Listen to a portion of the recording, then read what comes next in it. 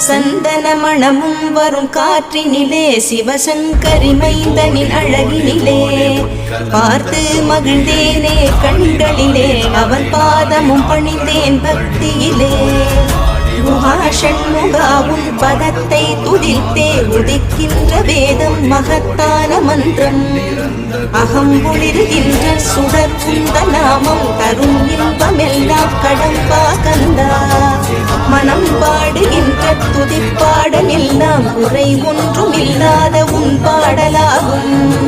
மனம் உருகி பாடி அடி போற்றினேனே அருள்வாய் அருள்வாய் துயர் தீர்க்க வருவாய்